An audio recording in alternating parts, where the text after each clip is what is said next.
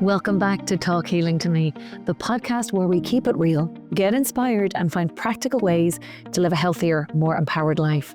I'm your host, Karen Dwyer, and today's guest is someone who has personally had a profound impact on my life, both professionally and personally.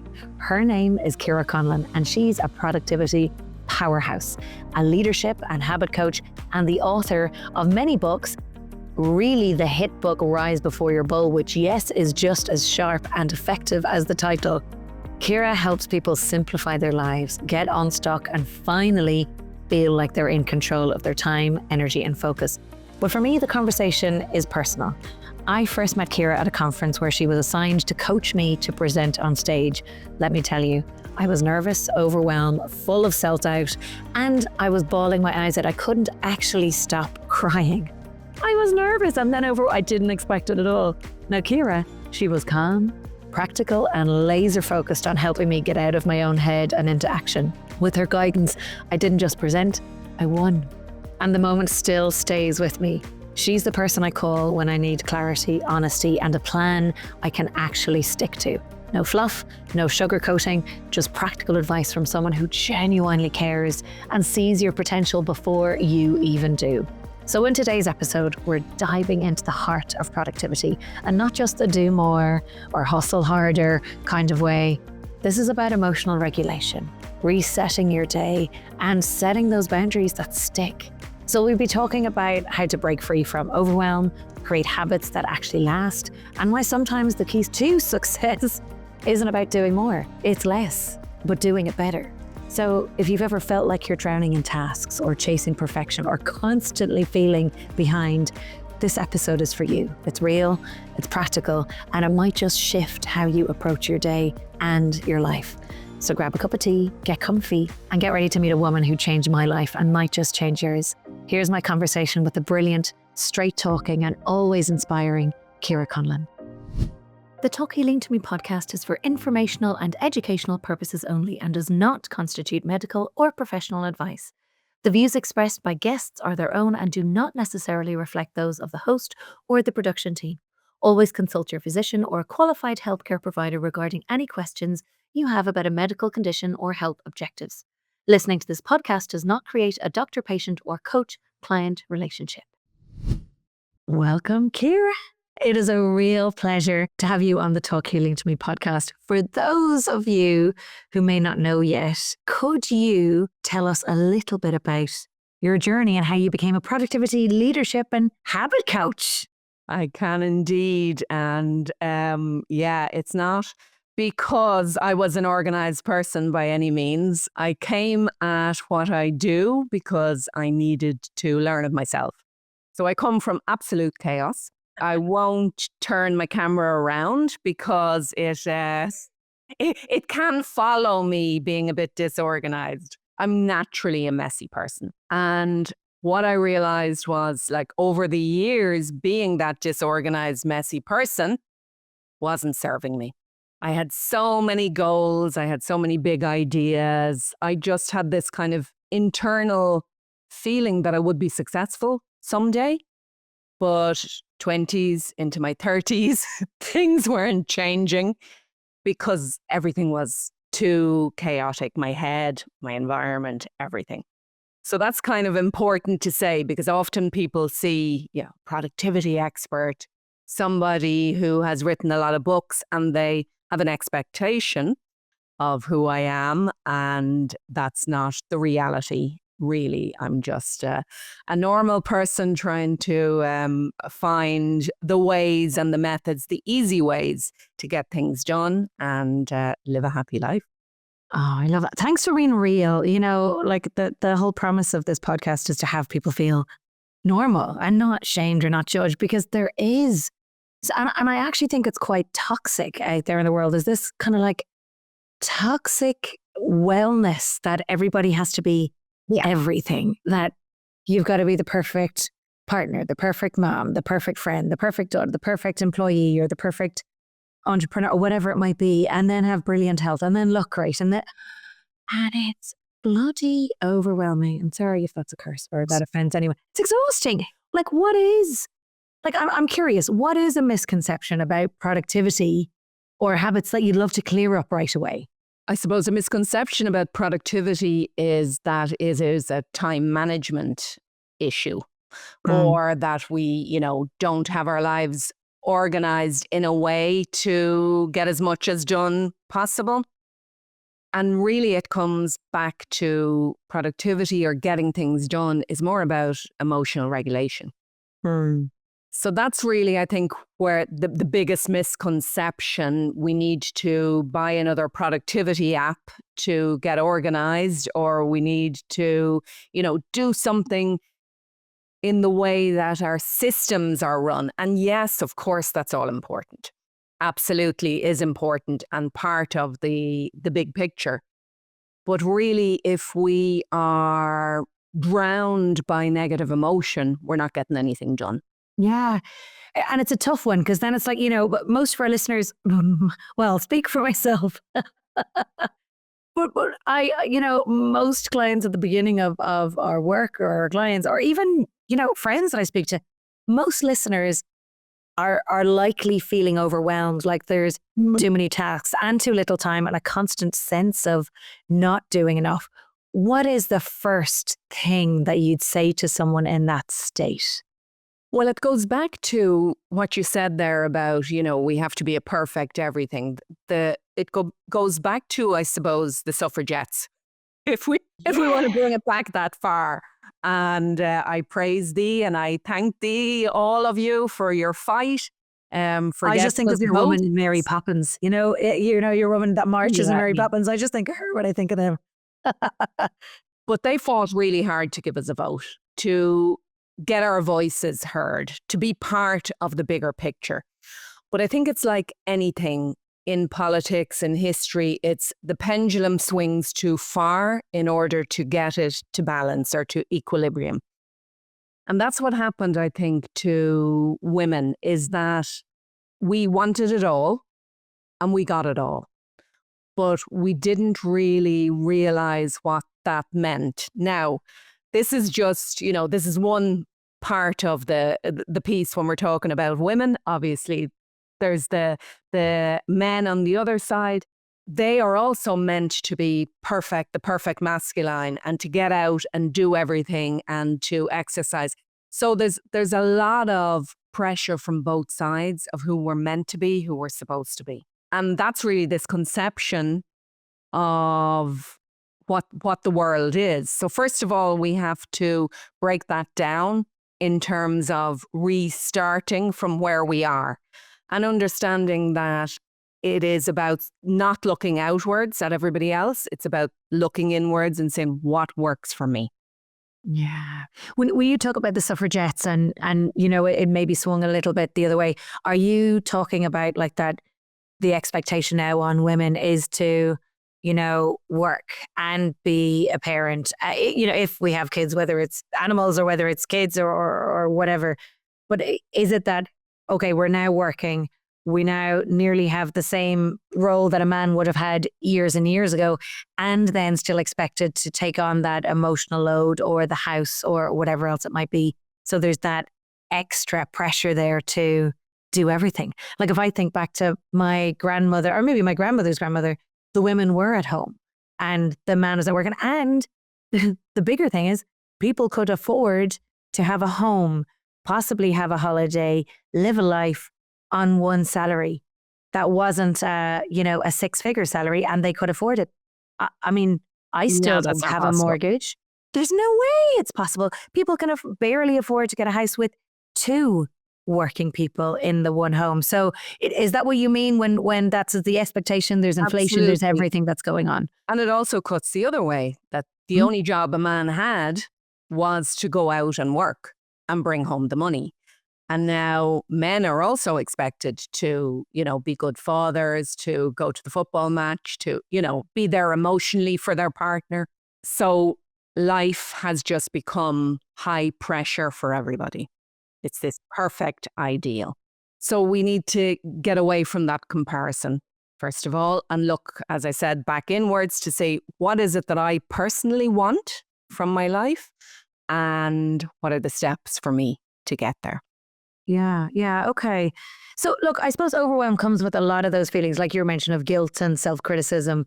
How do you shift from, I'm not doing enough or I'm failing to I'm making progress here? Yeah. And that's the mind, really. It's about taking control of our perception of what's happening. Mm. So that would be one of my biggest flaws, is that it's never enough. I've always more to do. When I achieve one goal, my mind has gone on to the next, and I create more work and more work and more work. So my challenge is to achieve a goal and realize that that is what I wanted, and maybe bask in the enjoyment or the celebration of that. And I think for a lot of people, it is about identifying what is it that I want. Because a lot of people that I coach, a lot of people that come to me, it's, I don't even know what I want. Mm. I'm so confused. I'm so overloaded. I'm so overwhelmed with life that I don't have that clear. So in that case, it's about, well, we all have one goal, isn't it? To be happy and healthy, at least. So we know that much. So what smaller goal can get me closer to that? And that's where I bring in a lot of the habit work, because in order to reach a goal, what are those daily things that I need to do in order to get me there? And that's also Yeah, brilliant. a cure for overwhelm, because if we focus on those small pieces, we don't get too overwhelmed with that bigger picture. Yeah, absolutely. And you know what I think, and I'll speak for myself as well. And you mentioned, when people come to you and they think, God, I don't even know what my goals are. Sometimes my goal is just to get through the day. And I know this is going to sound whatever way it's going to sound, but sometimes I'm like, I just need to get to Friday. I just need to get to Friday. And then I can maybe think a little bit clearer or have a little bit more time. Because if there's, I'll speak for myself. This morning, I had to get my daughter into school earlier because she has a concert on. We had to get the guitar in. She's a gymnastics thing. And it's like, oh my God, just to get to school before then, I felt like I'd done a day's work before I'd even gotten to the office. So for some people, it is, I just want to get through the day without feeling like a failure. And sometimes my thing is, and one of the things that helped me is, planning and batch cooking and planning my meals and things like that. But for anybody else who just wants to get through the week and not feel like they are absolutely messing it up, because I know you have your brilliant habit method. Why don't you break some of that down for us, for people maybe who are struggling to stay consistent? I will, but first of all, I'm going to challenge you not to say that sentence again. Which is what? I just have to get through the week, Yeah. because this is where we miss out on the beauty of life, and I'm guilty of it too. I say those sentences, but we need to get really vigilant about what that inner talk is. Because that's what's creating our life. So if we say things like that, or I'm so busy, I just want to get to the end of the day, we have created that reality. And no other reality is going to be possible within that container of this busy, stressful day. So every day we need to reset. Yes, we're going to have those thoughts. Yes, we're going to have negative, critical, self-critical, self-judgment thoughts. We're human. But every time we notice it, we choose again, choose a better thought. Yeah. Well, I'm not that busy. Well, if I just focus on my priorities, I'll get through this. And also then turning towards, what can I be grateful for, or what can be beautiful in this day? Yeah. So just to make sure that we're all thinking as much as possible in the right way, because our thoughts create our reality. Yeah. It really does, though. Yeah, like I've seen it myself and with others. But if you think you're going to have a bad day, you'll have a bad day. And it's Henry Ford's quote: if you think you can, or you think you can't, you're right. Meaning that whatever you decide, you're going to kind of live into that future. And it still doesn't stop me, I have to say, though. And, we've had great conversations about this. And of course, I've worked with you, and you're brilliant, Ciara, and the stuff that you go through. And then sometimes when life does get stressful, or when there's lots on, it can be very easy to default back into that negativity, or into that kind of poverty mindset of, Absolutely. oh my God. And so coming up for that air, or at least trying to, but a lot of the times you don't even realize that you're in that headspace until you do. And it's only then, what's one of my clients said to me recently, I couldn't see the label because I was inside the jar. We don't notice it possibly when we're in there. What is a micro habit or like one small thing? You mentioned like resetting the day, and James Whittaker talked about deciding to win. You know, every day you have to decide to win, otherwise you automatically lose, which is just brilliant. But for those of us who wake up in the morning and it's like, oh my God, I need to jump in the shower. What is one thing that in the day, no kidding, something tangible that someone can do that will have the reset, Ciara? This episode of Talk Healing to Me is sponsored by Clean Boss, the world's most powerful botanical disinfectant and cleaner, created by the one and only Joy Mangano, the legendary inventor behind the Miracle Mop and the woman whose story inspired the movie Joy. And let me just say this, her story saved me. Years ago, at one of my lowest points, sick, uncertain, and starting over, I kept watching that movie on repeat. It reminded me that resilience is real, that you can rise, that there has to be a better way. And that phrase, there has to be a better way, became a guiding light for me. And it's why Clean Boss feels so aligned. Because let's be honest, most so called green cleaners, they don't kill germs. And the ones that do are loaded with toxins, with fumes and warning labels. But Clean Boss is different. Formulated by Joy herself and powered by nature with a little help from Pitbull. Yes, that Pitbull. Clean Boss is a botanically based disinfectant that kills 99.9% of viruses, germs, and bacteria. And it's safe enough to use on your kitchen counters, your baby's high chair, or literally anywhere in your home. No rinsing required. No scary ingredients. It's powerful, safe, and a perfect example of what this podcast is all about. Smart, everyday decisions that add up to real healing over time. So if you've ever found yourself thinking, there has to be a better way, this is it. Check it out at getcleanboss.com/Karen, because healing starts with the small things, and Clean Boss makes those things count. Really simple things like, I think there was an idea at once with the elastic band. It's that pattern interrupt, negative thought. No, I choose again. But one of the things I get my clients to do is to start with setting alarms or putting reminders in their calendar. Even the label on the alarm, where are my thoughts? So it's to try and train yourself to notice more frequently. And, there's many ways in which we can trigger that. And that then allows us to do that more regular reset, which isn't a very natural way, but this is what happens over time. Like you were saying, we're all like this. I'm like this because mental health is a struggle for every human being. What's happened is I've spent the last 18 years training myself. Now, not that it has to take that long. I've figured things out for myself, but I've spent the last 18 years training myself to think differently. I still fall into negative thoughts and, low feelings at times. But what happens is the more we train ourselves, the quicker we get back on track. So I used to be low and depressed for maybe months on end, and then it became weeks, and then it became days. And now I can reset very quickly. So Brilliant. I'm in a bad mood. I wake up, things are bad. I know what's going to reset me. And things in terms of our mindset can reset. But yourself, getting out for a walk, changing the environment, turning on a song that you love, standing up, forcing yourself to stand up and dance like a lunatic. All of these simple things, and that's it. It's simple stuff that changes our life for the better.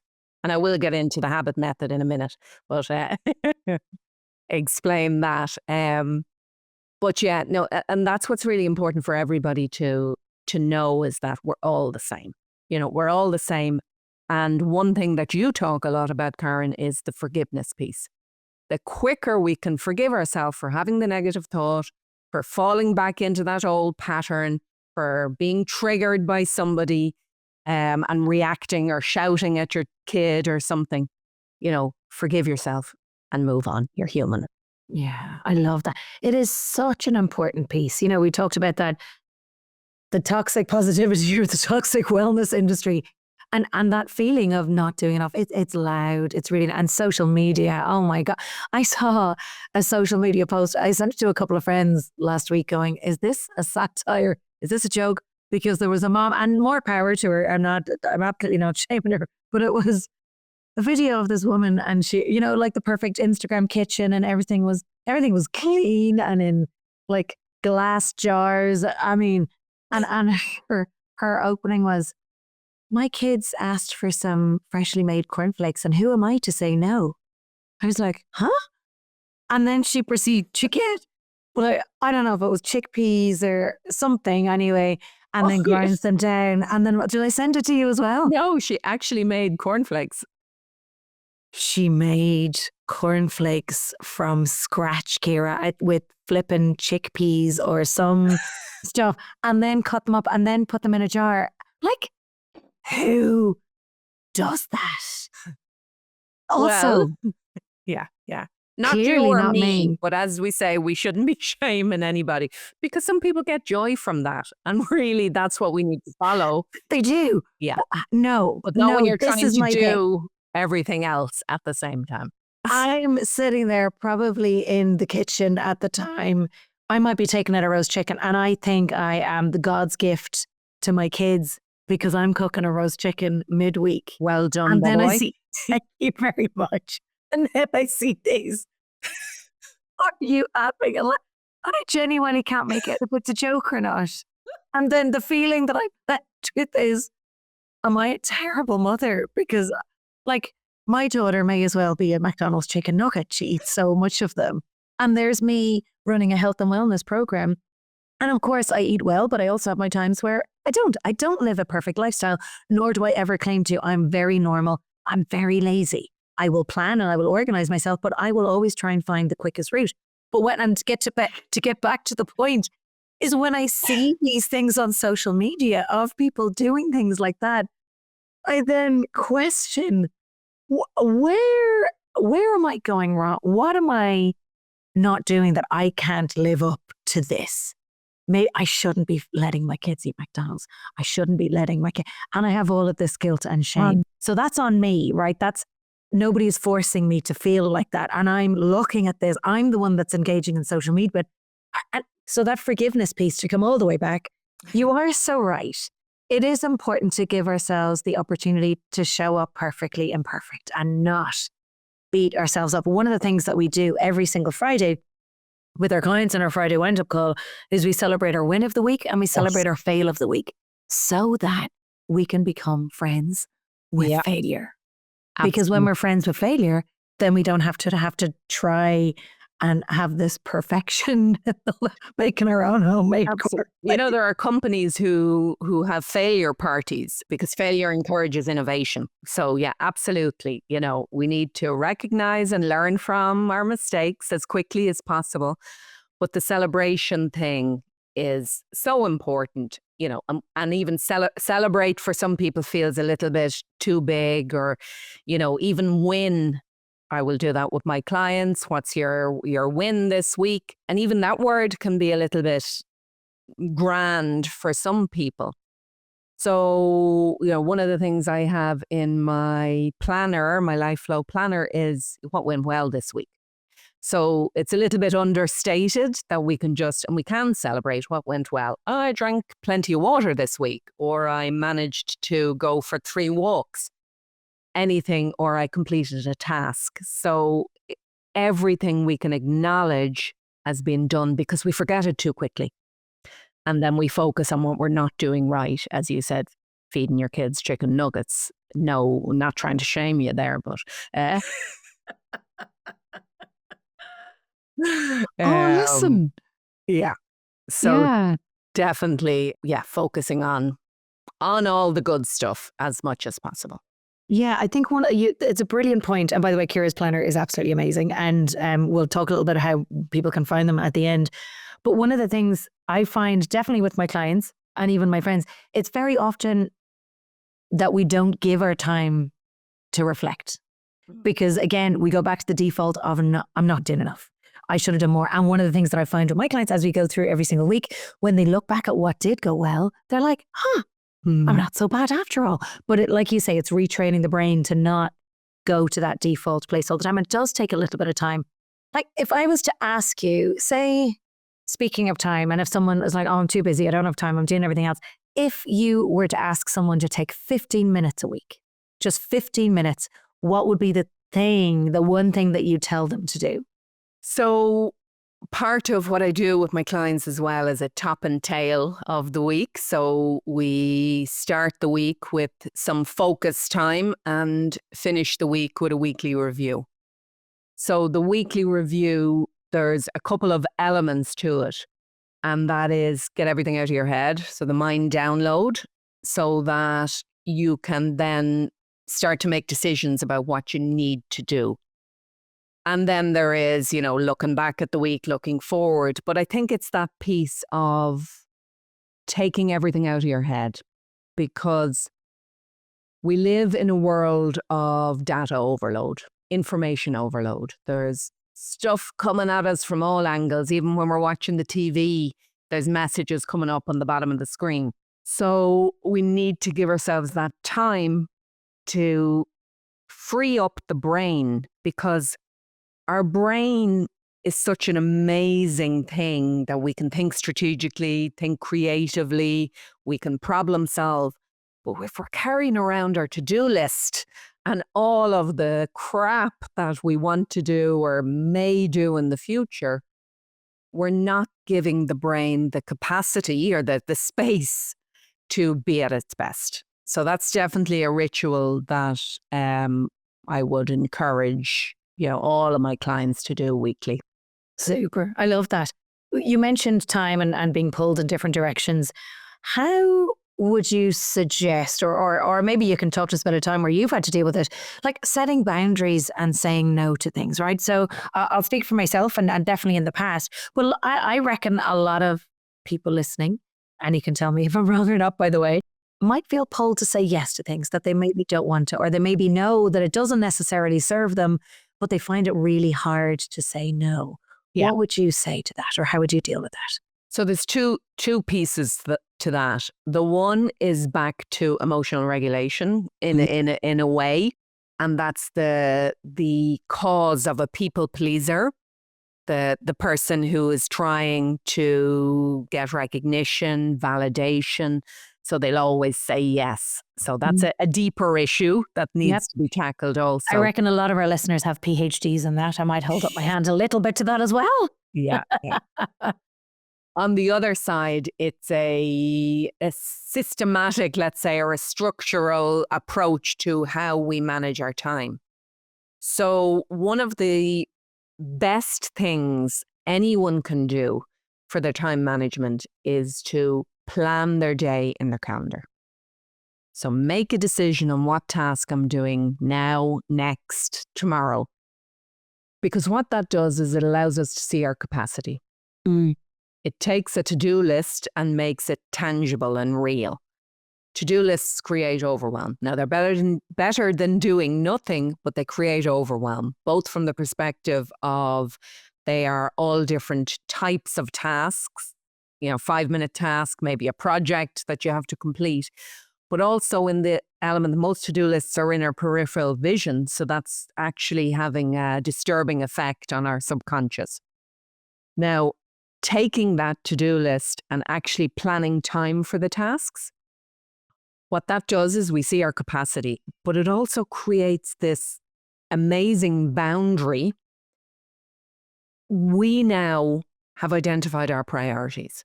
So when somebody comes asking for your time or interrupting, you're less likely to give your time away so freely, because you know what you have to get done today in order for you to stay in control of your day. Oh, that's powerful. I love that. There's a sentence that I use with my clients that you've just reminded me as you're sharing that. So I always ask them to, before they say anything, to say out loud, I want to say yes, but I need to go and check out what I'm doing first, or I need to go and check it out.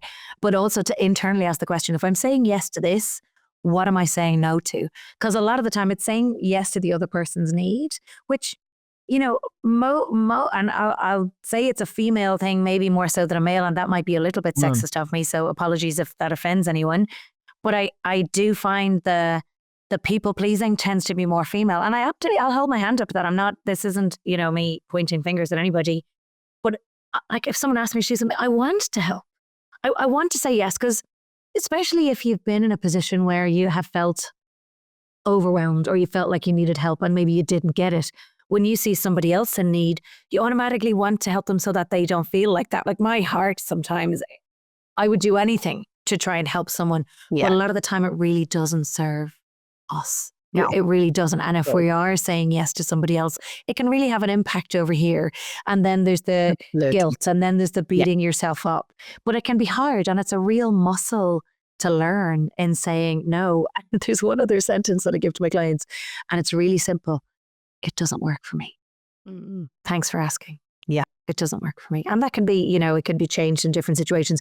But it's instead of saying sorry or feeling bad, because a lot of times we're like, oh my God, I'm so sorry. And then we're explaining what we have to and be like, oh, thanks for thinking of me, or thanks for asking. And it doesn't work for me right now.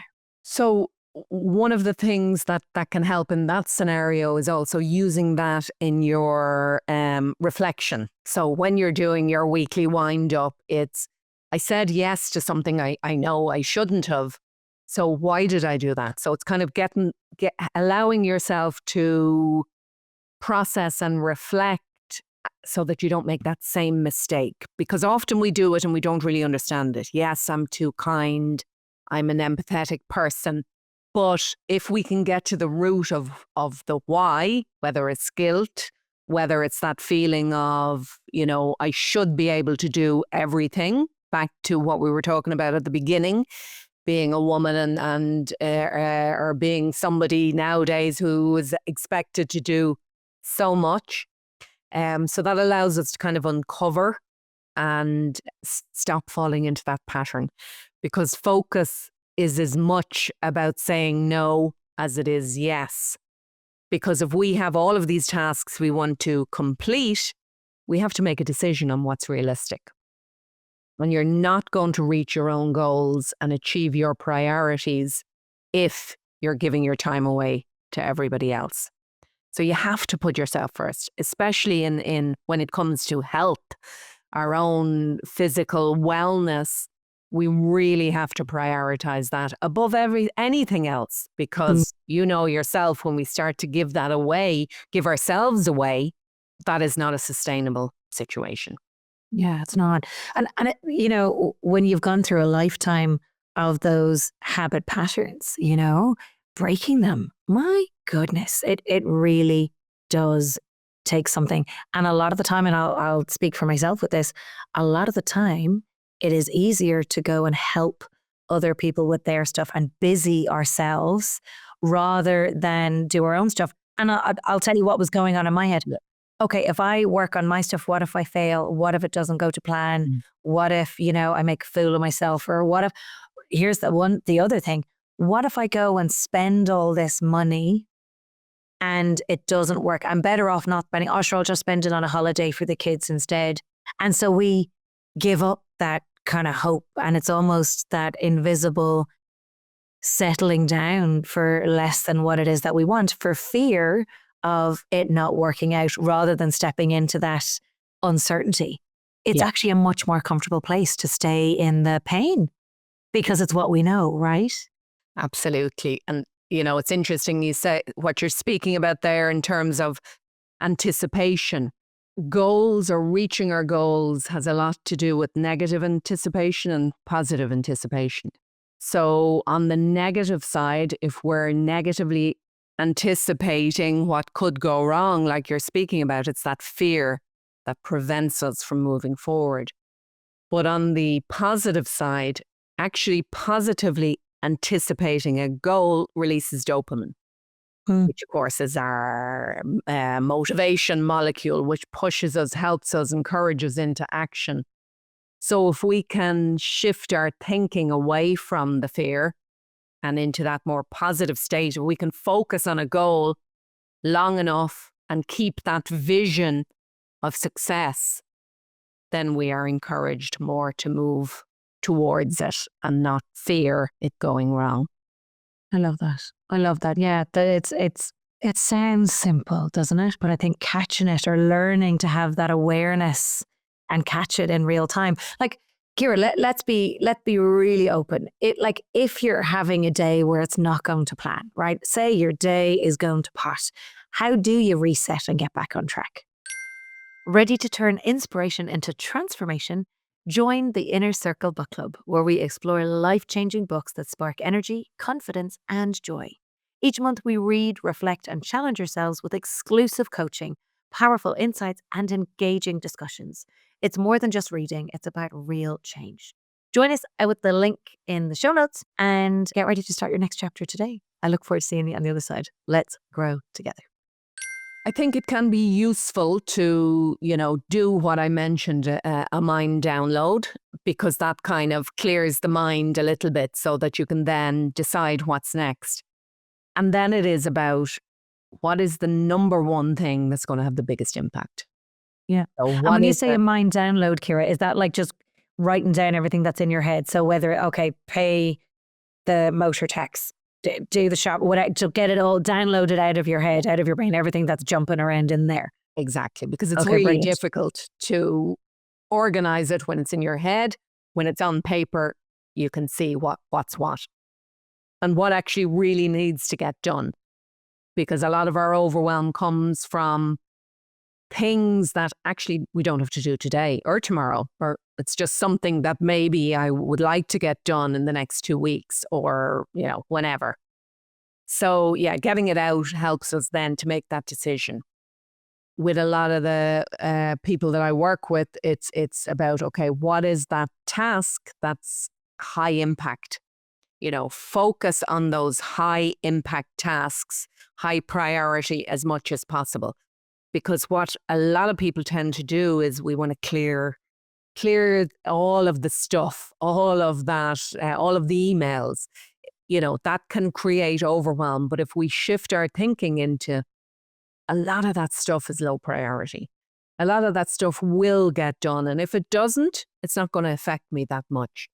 But if I shift my focus towards those really important tasks, that's going to help me to clear the decks a little bit better and really make me feel that I have achieved something. Yeah, I love that. And when you say high impact, let me say what I hear from that, just in case I'm wrong. So it's downloading everything. So getting it onto a piece of paper in your phone. I do love, I know you said about lists being bad earlier on. I do love a list, Ciara.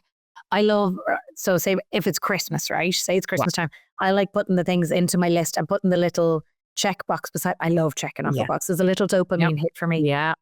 And so when you say high impact, so what's the one thing that's going to move you forward the most? What's the one thing that's going to have the biggest impact on your day or that moment? Okay. All right. So concentrate on that one thing, then move on to something else. Always moving towards that, always resetting and, focusing as much as possible on those priorities and not allowing all of the stuff to get in the way. Yeah. Yeah. Brilliant. Okay. Tell me, what's one bad habit you're still working on breaking, and I'll share mine with you. So it's a mental habit, and that is the busyness. And it is something that I have to reset very regularly to ensure that I am working at my best, because of the type of person I am. I have probably 3 books I still want to write. At the moment, there might be more tomorrow, but there are so many things. I get excited about new projects, new tasks, that I have to rein it in and make a decision. And it's back to that saying no to these things right now and saying yes. So that is still a work in progress, definitely. I thought you were about to say, there's 3 books I want to read. No, right, Ciara. Oh my goodness, good on you. And I'm going to talk about your books actually in a second, because they are brilliant and so effective.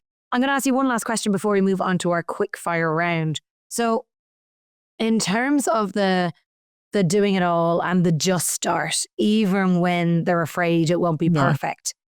Because we spoke about the habit method a little bit earlier on, what is the first step, maybe even in that method, that has them go, right, I know that I have a clear path that I can start this particular habit that maybe they've been putting off for a while or they've tried before and weren't able to stick to it.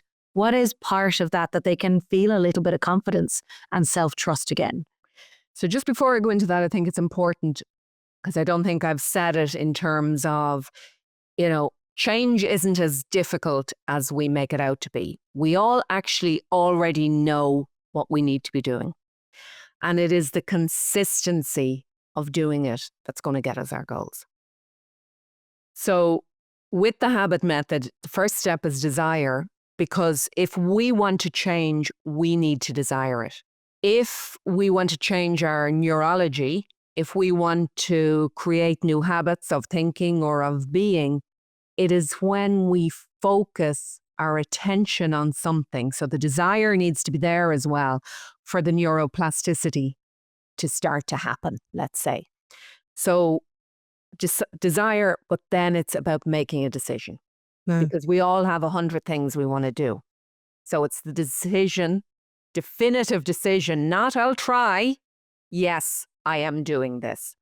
And the way we make that happen is by focusing on one thing, and that being our core focus. It doesn't mean that I can't, I'm going to exercise. It doesn't mean you can't meal plan and drink more water. And of course, we need to be working on several positive habits at a time. But there's one thing that I'm not going to fail in. And we need to hold that. And I call that our core habit. And that's the one thing, again, that's going to have the biggest impact in my life right now. Oh, I love that. Sometimes we think, when we think of habits or things to do, that it's like, it's too much and it kind of ties us down. But actually what I've seen is, and I've seen it with my clients, that consistency and that discipline is actually the thing that gives you the freedom. And discipline is such a dirty word, right? Or it can be seen as such a dirty word. Oh, discipline, it's something bad. But actually having that habit, having that consistency really is the thing that frees us up. And if we focus small, then we don't, it's not a massive, difficult task to have discipline. Remember, our habit tracking releases dopamine also, which encourages us to keep going. And we need to continue with a habit until we do it so often that it becomes automated. And that then enables us to focus on another habit, because we have one habit that's more natural for us at that stage. I love that. I love that. So what I'm taking from that is it's all possible, and we don't need to be that scared about it. And it's picking one thing. Yeah. Okay. I feel inspired by that, Ciara. Thank you. I'm going to go into our quick fire round. You ready for 10 quick fire questions? Let's go. Let's do it. All right. So if you followed your childhood dream, what would you be doing now? Physiotherapy. Go on. That's I've forgotten about that. Wow, there's still time, Ciara. There's still time. Okay, interesting. Number 2, what advice would you give to your younger self? Oh, get over yourself. I love persist. I wasn't very disciplined. So yeah, definitely. Yeah. Do the basics right. Good for you. Good for you. Number 3, who inspires you the most? That is a tough one. I'm always inspired by you, darling. Oh, stop it. No, think of a real one, Ciara.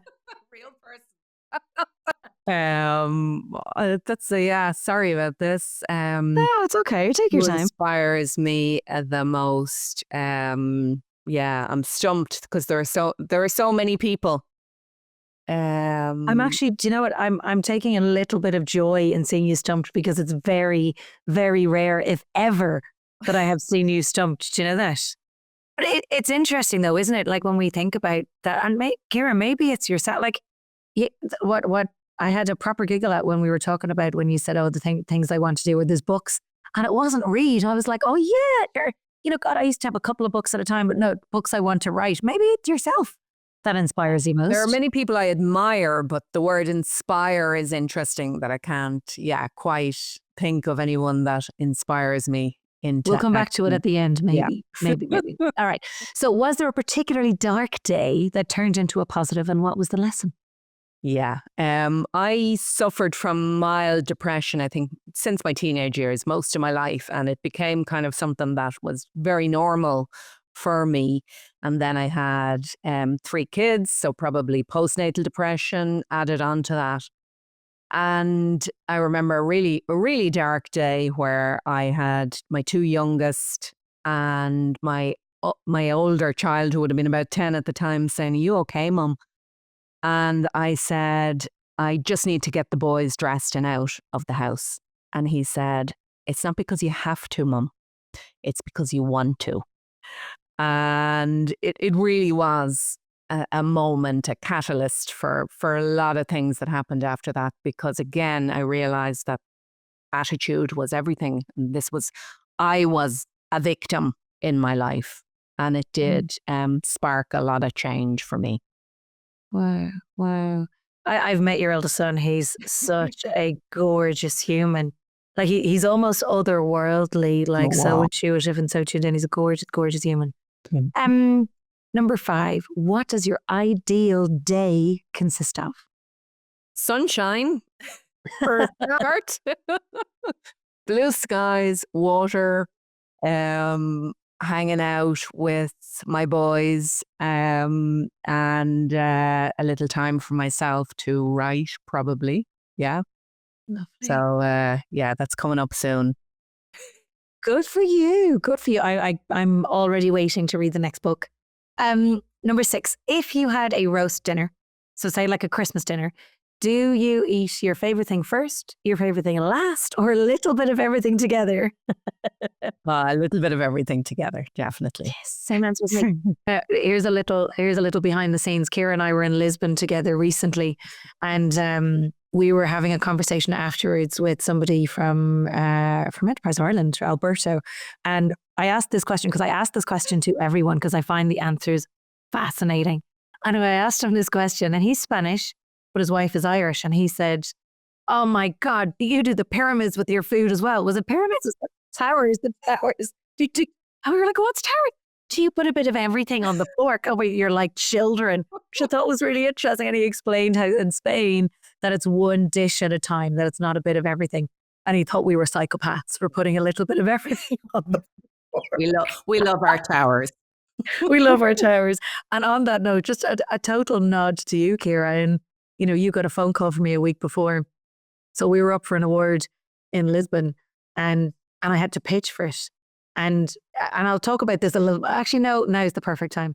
Ciara has been like an inspiration to me in so many ways. And you will have heard it in the introduction anyway. But I rang Ciara a week before this award and said, "Will you please come to Lisbon with me?" And she dropped everything and she came with me. And on the plane, she rehearsed my speech. And Ciara is the person that she could say anything to me and I would never be offended because I know that she always has my best interest at heart. The same with her clients as well. She is the person that is full of love and leadership and heart, but also talks realness. Do you know, there's no faff or there's no BS. So this is why I always recommend people to go and work with Ciara who are feeling overwhelmed or want to really step into their own leadership. But anyway, sorry, I divested a little bit, but that was a very funny comment about the food when Alberto asked that because Ciara and I had the same answer. And this man is looking at us like we're 2 giggling schoolgirls who, can't eat their dinner correctly. And he was saying that in Spain, we'd be really looked down upon if we were eating like that. Isn't that what he said? Something like that, yeah. So yeah, Ciara and I are the 2 lower class citizens that apparently in Spain, that put a bit of everything on our fork. Anyway, number 7, if you had to choose 3 people to join you for dinner, past or with us, so dead or alive, who would they be? There'll definitely be a lot of dead people there, or beautiful spirits that are still with us. David Bowie, my hero. Since the age of 11, I found him and has been with me through my life. David Bowie, Jim Henson, another childhood hero who I still admire a lot. Nice. I think that could make for a very interesting dinner. Brene Brown, there's somebody who inspires me. There you go. She, I would say, would make a great dinner companion, definitely. Oh, that would be great conversation, wouldn't it? Yeah, and then you also answered your earlier question. I love it. Favorite song? Song. It's a Muppet song. As in from the Muppets? From the Muppet movie, yeah. I love it. What You're not is going to get me to sing it. it? I don't even know, does it have a name? But there's no fire in the fireplace. There's no carpet on the floor. Something like that. It goes like, You know all the words. Don't be Oh, yeah. pretending not to. can't order dinner. There's no kitchen anymore. It's about the Happiness Hotel. There you go. Oh, I love it. how cute. Well, I think we're going to have to play out the podcast to that song now. Thank you. That is so cool. I can't wait to go listen to that. Number 9, the book or books that you gift the most. If you don't say your own books here now, I'm going to be disappointed, I have to tell you. Okay. Well, yes. Rise Before Your Bull. My last book is the one that I would definitely gift the most. Yeah. Yeah. And that's all about the habit method and it works. Yeah, That's it what I've really been does. told. It works. It's a framework that works. Yeah, brilliant, Ciara. And then finally, how do you switch off? I walk my doggies. So I have 2 big dogs. I'm very fortunate to live close to nature. And that is probably the thing that I have to do, get out of the house. And yeah, feel the trees, go into the little woods that's close by. And that's my favorite place to be.